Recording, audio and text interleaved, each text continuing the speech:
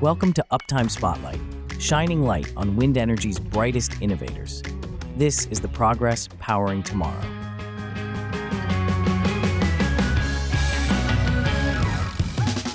Will, welcome back to the program. Thanks so much for having me, guys. Nice to see you. So Edinburgh is the home of Armour Edge. Yes, indeed. And we went to visit your facility a couple of days ago. Really impressive. There's a lot going on there. Absolutely, yeah. So we've been in the facility for a couple of years now, and it's really just all part of our expansion as we continue to grow as a business. The thing that struck me first was efficiency. If you're going to be in wind, you need to be efficient. Yeah, you have to be. Look, we know that we're a relatively small team, but we're very reactive, and we're going to be always responding to the requests. The market drive for us internationally now is where we're really focusing, and even though we've got our small base, from there we're exporting internationally around the world. And so, yeah, I'm glad you guys came by and kind of saw what we're up to. If we could ask one thing, this is what we would ask: turn up the heat, turn down the wind, turn off the rain. Yeah, I'm sorry about that. yeah. There's not much we can do about that at the moment. But I'll tell you what, if you're talking leading edge protection products, leading edge protection shields, born from an area that's rainy, that has heavy rain erosion, that understands we the know problem. We know rain. Yes. Look, we've been out in the North Sea now for over 5 years. These things are just being abused by Mother Nature out there, and but we're getting really good results consistently.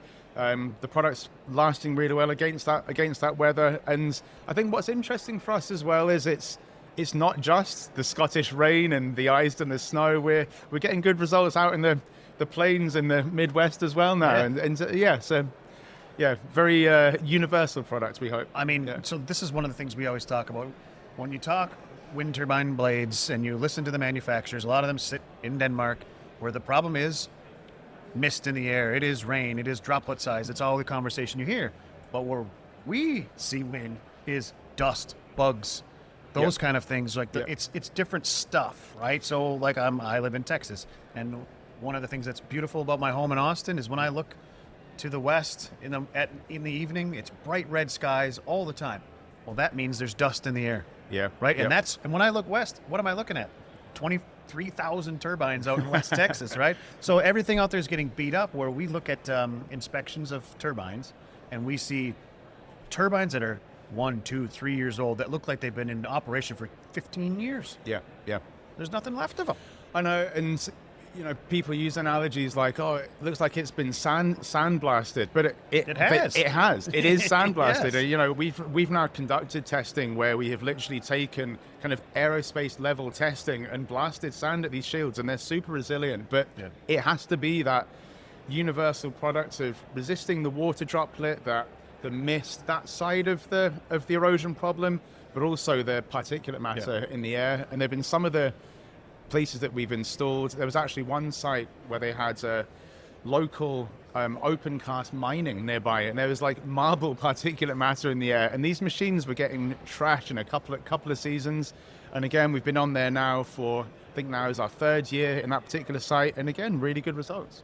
Well, I think, we did take some B-roll when we were at your facility, and again, thanks for welcoming us in. We love doing those visits. But the way you guys design your installation methodology to be simple and robust, easy for the technicians to make sure they can't get it wrong in the field, because they got enough other things to worry about. I think that's been a big part of our kind of design ethos since the early days in the R&D phase. It wasn't only finding a robust material for the LEP shields, a robust adhesive to bond them on, but it's the kind of higher level. How do you actually get that onto a blade in the field by a rope or standing in a platform up in the winds? And so understanding what the technicians are having to go through in order to install this stuff, and that then feeds into your quality, because you can have the best lab results in the world from your perfect installation sitting in a factory somewhere, but actually it's the guys on ropes that are doing the hard work out there. We say that all the time with our lightning protection products. Like, people, can you give us this lab test later?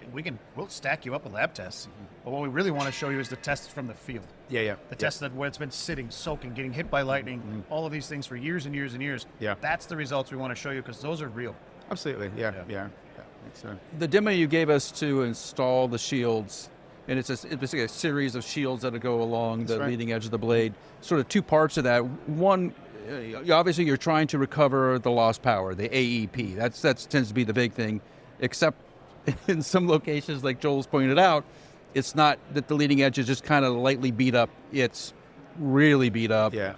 And you're trying to prevent that from happening, or to provide some protection if you're just sort of category 3. And I want to walk through that for a minute, because the demo you did was really interesting, and it made sense. Once you watch the process happen, it's really clear. But you're able to take sort of Cat 3 damage on the leading edge and not have to go back and do a lot of repair to it, which is where the vast majority of the funds are used to sort of get the blade to a point you can apply a leading edge product. Yeah. With Armour Edge, you don't really need to do that. Yeah, and I think that really comes into the value proposition of the whole process. The labor costs and the downtime of the machines, there's so much value in that. And so if you can reduce the repair time or just remove it completely because you can install directly on top of existing erosion, you've really saved some significant cost out of the job. And that's really only just by function of the design of the shields. We are a semi-rigid polymer material, so we don't conform to the existing erosion that's on the surface. So yes, if you have a Cat 4 or 5 and you have some structural glass repair that needs to happen to maintain the integrity of the blade, you still need to complete that repair, but you don't need to go any further. So if you've only got a 1, 2, or 3, you're talking the fillers, the putties on the surface, you don't need to replace those. Just apply our high build adhesive, get the shield on top, and you're finished. All right, so you start at the tip with a tip shield, and then you work your way kind of Lego-wise up the leading edge of the blade. Yeah. It's really straightforward, and the system using, the adhesives you're using, and the techniques are really adapted for the technician. When I watch you do it, like, oh, wow, this is really slick, because there's been a lot of thought going into this. You have done this hundreds of times yourself before you shipped it out to the world. Exactly, and that was a big part of the R&D process, is to, again, as I said, it's not just perfecting these applications in a lab environment. It's saying, how does this feel up on a rope? How does it feel strapped into your work position? You're handling stuff with your gear off your belt, and it's a very difficult position to be installing any bit of kit on. And if we can make that as an intuitive and as simple a process as possible, that's going to lead to quality installations down the line. Yeah, one of the things I really liked when you were showing us the installation was the fact that you had your own tools that you developed for it. Yeah, right? yeah. And it wasn't, we're not talking $10,000 tools here, but it was something that was specific, your disc scraper that you use to spread things around, that makes sense for that application, that helps the technician in the field, and that was from direct market feedback. Absolutely, and so you're not only getting feedback from the technicians every season, and we're really careful to get that feedback, have these wash-up meetings, maybe a bit of constructive criticism in the early days, and build that into your design revs. Yeah. But as you say, hands tools or processes, it's all just quality steps as we kind of move on. I do want to make sure for anybody listening or watching this on YouTube that they know that this is not the actual final product. These are trade show things. It's not a bunch of little shells like this. You're about a meter long. They're about a meter long, yeah, full size. Yeah. And again, even the length is optimized for kind of rope access. We feel a meter is about as long as you can handle as a kind of single piece. The adhesive is kind of curing during the time that you're installing the shield. So a meter's good. You just move on.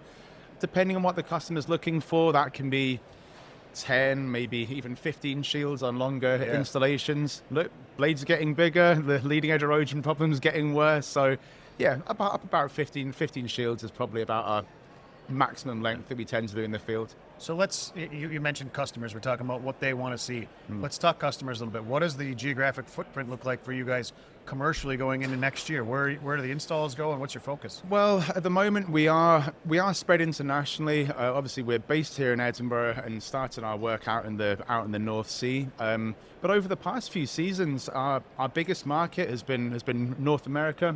So we've really started to expand out there. This year we're probably on another 1,000 blades or so last season. This year, significantly more than that. It's been interesting for us to see the the continued growth of the market, but also a bit of additional interest early on in the season, or even pre-season now. We're only coming up to Christmas as we record this. So the big step for us is going to be not only expanding our European operation that you guys have seen here from Edinburgh to support the market here, but also looking at the manufacturing in America. So in North America, we're going to have a couple of different manufacturing sites. We're able to supply customers locally, which is not only going to be reducing lead times, but also removing the tariff burden, the import cost, any additional steps. So we're able to respond quicker to our customers over there. Thanks for bringing the jobs to the States, too. Oh, there we go. Love those. There's a lot of variety of wind turbines in the U.S. and around the world. And you're actively scanning blades because the shields are specifically molded for each different blade type. How many models do you have already scanned and ready to go? So at the moment, I believe the database sits at about 45 designs or so. So obviously there are more designs than that out there in the wild. But we've made a big effort to try and focus on the really key OEMs, the really key blade types that are particularly prevalent. So yeah, we've got a lot of designs, we've got a lot of existing tooling, so we can make parts very quickly. Again, trying to be as reactive as we can to our customer base. But as you say, that database is continually growing. So we have maybe some of the less popular blade models that we haven't yet got to, or some of the kind of fringe shoulder models. We'll be trying to scan a few more of those this coming season, just to keep on building up that kind of knowledge base. So what does that look like now that you have this large database and the sort of the molds to make the product? You can do things at scale, I assume now. You're talking about thousands of blades for this upcoming season. Yeah, I mean, it's when we approach our manufacturing partners, obviously what we're talking about are individual tools and then making plastic polymer parts from those tools. And so when we start talking about wind farms with just a few hundred machines, then that's maybe a few thousand parts. But for these manufacturers, that is small fry. So our ability to scale from the point of having those tools is very rapid. So our approach to the market and our ease of scaling very quickly it's part of our model. That's why we can engage now in local manufacturer, like in North America. And it's not only North America, as we start to grow in Europe here, and as well as some of our other target markets. We've got some smaller installs in India and in Australia. These are also targets where potentially we could start manufacturing as well in the future to assist in our scale up. So what is your lead time right now? From the point of ask. I call up Will, say, Will, I've got a GE 62.2. I probably have 500 of them. What does that lead time look like? So 622 is a very good example. It's a very prevalent blade.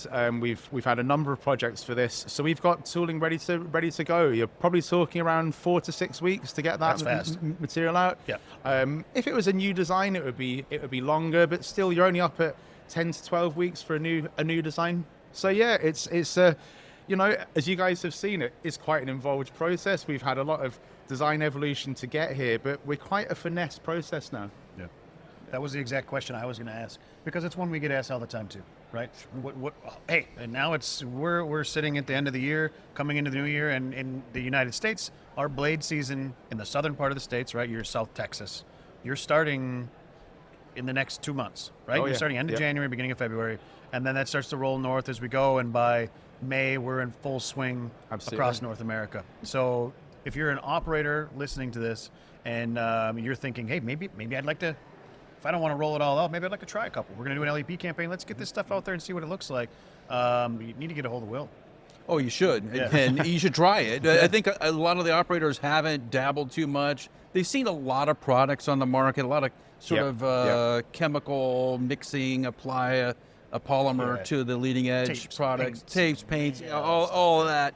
And the harder products haven't seen as much favor. But the issue is that all the softer products, I'll call them, wear easier, particularly with dirt. That's it, and we've got the initial lab test to kind of validate the really long lifetime of the products. But again, now we have the field data to back that up as well. Many happy customers in varying conditions, and it's performing well.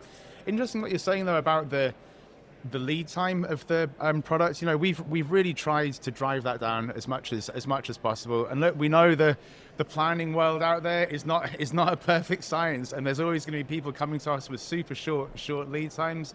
But as we've scaled, that's another issue that we're trying to combat. So now that we have many years under our belt, our stock holding is increasing. We can do small projects, pretty much X stock. So we have a stock of parts now that are available within a few days to ship out. It might just be a few machines. It could be a spot repair or a trial, but we've got those parts ready to go. So yeah, if anyone's interested, even in a very short time scale, contact us. I mean, we may be able to help you out very quickly. And Will, if people haven't heard of Armour Edge, which is hard to believe, but I do run across them occasionally, where should they go to learn more? How do they get a hold of you to set up a 2026 trial? Yeah, so I mean, our website at armouredge.com, and that's the UK spelling of Armour Edge with a U in there. Yeah. Please come to the website. You can contact us through there. I'm available on LinkedIn. You can contact us anytime. We do travel between the UK. Again, our US is a big market. So if you're going to be at any of the trade shows, you can come and say hey and arrange a time to talk. Yeah, which of the trade shows are you going to be at this year? So we've got Blades at the end of February.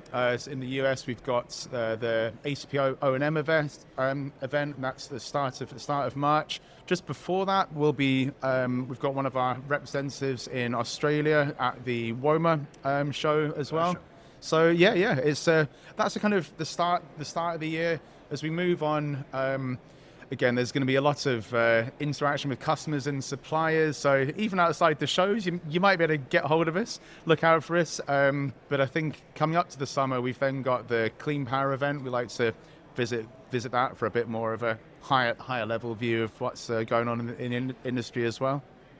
Well, Will, thank you so much for allowing us to get behind the scenes and see the shop and see the demonstration of the installation of the shields. It was wonderful to see that, and thank you for joining us today. Great. Thank you very much for your time again. Appreciate it.